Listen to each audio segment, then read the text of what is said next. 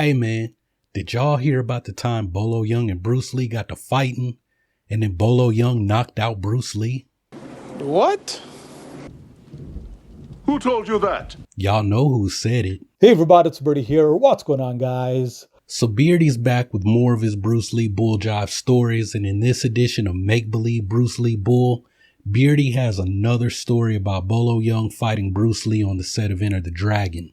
Well, in this edition of Bruce Lee versus Bolo Yeung, Beardy says that a guy who worked on Enter the Dragon contacted him, and they said they saw an actual fight between Bruce Lee and Bolo Yeung. So Beardy, being the investigative reporter that he is, he asked the guy if he had something to support his claim, and that guy sent Beardy this photo. And now the question that you guys should be asking is, if that guy sent Beardy this photograph, then how do I also have it? Well, according to Beardy, this is a picture of Bolo Yeung trying to punch Bruce Lee. Now I'm just saying, if Bolo Yeung is trying to punch Bruce Lee, why is Bruce Lee standing to the side of Bolo's fist? And why are Bolo's eyes closed? Well, the reason is because Bruce Lee actually blocked the punch, and then they started arguing. Beardy's source didn't understand Cantonese, but he somehow knew that they were arguing, and the argument escalated into a fight that lasted about 2 minutes, where Bolo Yeung was defending the entire time while Bruce Lee dominated him. And then, guys, guess what happened next? John Saxon stepped in, and he stopped the fight.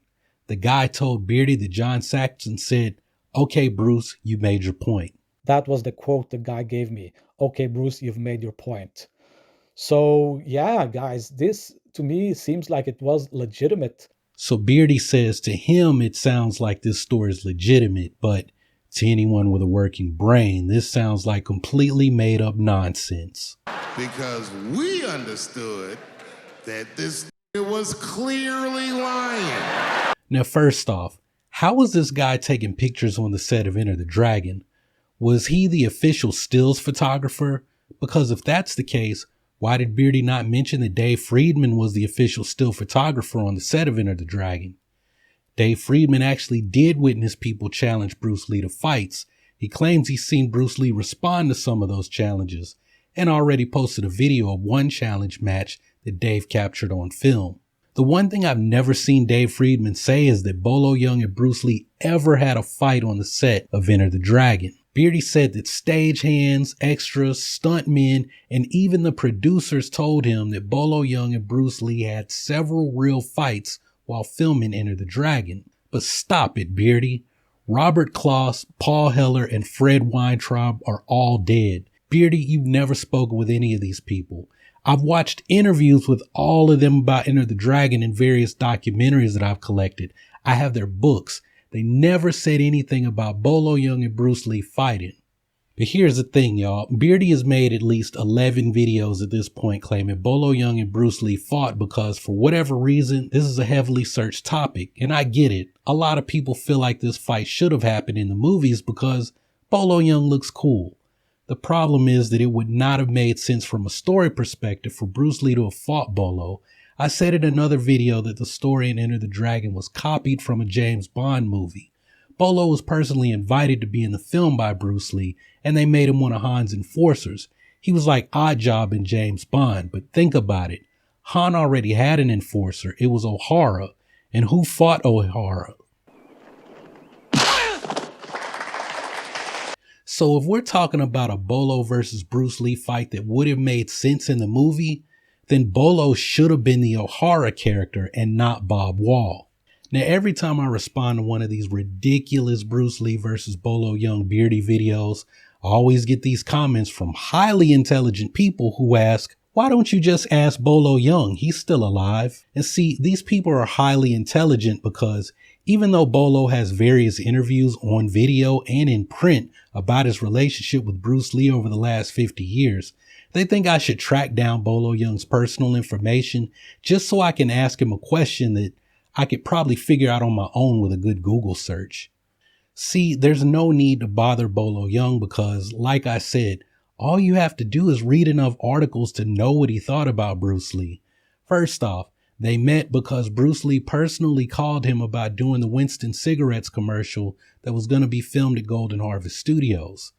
Like I said earlier, Bruce was the one who wanted Bolo in Enter the Dragon, and I talked about this in a previous video that Bruce was planning to put Bolo in the Game of Death, where they would fight each other at some point in that movie. Bolo talks openly about the stuntmen and extras who didn't believe in Bruce's skills, and he says that he witnessed the kid who challenged Bruce Lee, and that kid got his teeth knocked out by a kick that was so fast that the kid didn't even see it. He just started spitting blood and chiclets, talking about, "What happened? What happened?" Bolo's also spoken openly about Lao Dai Chun's challenge fight with Bruce Lee. He says that he spoke with Bruce Lee about it, and Bruce confirmed that the stories were true, and he asked Bolo not to talk about it. And that's a thing that I've noticed with a lot of Bruce Lee's fights in Hong Kong. He'd ask people not to talk about them after they happen. The fact is that Bolo absolutely idolized Bruce Lee. Bruce was taking on Bolo as one of his little brothers who would join his troupe of stunt guys that he was planning on bringing back with him to work in Hollywood on projects that he had planned after Enter the Dragon. And it's crazy to me that the truth is out there in writing, and it's been out there for decades, but yet these two very popular Bruce Lee fan channels on YouTube, they'd rather tell fake stories or embellish the truth to some degree. I saw a comment recently saying that Beerdy gives good insight, and our channels are honestly trying to document Bruce Lee. We're both on the same side, and that I shouldn't let my competitive nature lead me astray. And the problem is that I don't view Beerdy as my competition at all. And it's an oxymoron to say Beerdy is honestly trying to document Bruce Lee because his stories are complete fiction. And I guess he's honestly telling a lie. But you know, I was watching Dan Inosanto in an old documentary last week, or Kenpo Karate Grandmaster Baxter, according to Beerdy. He said that during the exhibition and the tournament, this guy Baxter, that's the guy in this photo. And Dan Inosanto said something interesting about how a lot of people are going to jump into the Bruce Lee business because the marketing is so big around Bruce Lee, but they're just in it for selfish reasons. He said people who are honestly looking to promote Bruce Lee's name would do it because they want to honor his legacy and ensure that his teachings continue to reach new people. So I have to ask you, what's in it for Beerdy when he tells these made up stories about Bruce Lee? How is that spreading Bruce Lee's legacy and teachings when you're making it all up in the hopes that some video full of misinformation just might go viral and make you a lot of money? And if you guys flip that question on me, well, when I started posting these videos, I wasn't trying to become the #1 Bruce Lee fan channel. I just wanted to do something to get people interested in studying Kung Fu. I have other plans that go beyond just making these YouTube videos. I'm not ready to share the other stuff I'm working on, but it wouldn't help my future plans if I were to come on here and tell a bunch of lies about Bruce Lee or anyone else. See, I talk about Bruce Lee because, to me, he's the patron saint of Kung Fu.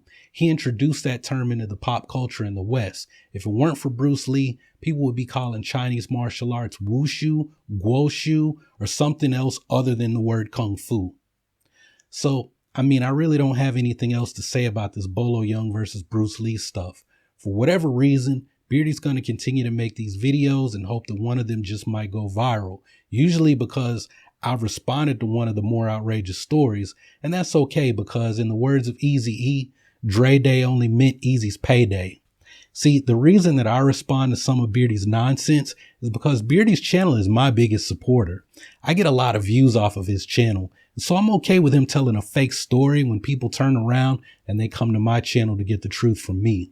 So if you want to hear what really happened the time Bolo Yeung really did challenge Bruce Lee, then check out this video. And if you want to get the truth about the secret video that Bruce Lee didn't want anyone to see, then check out this video.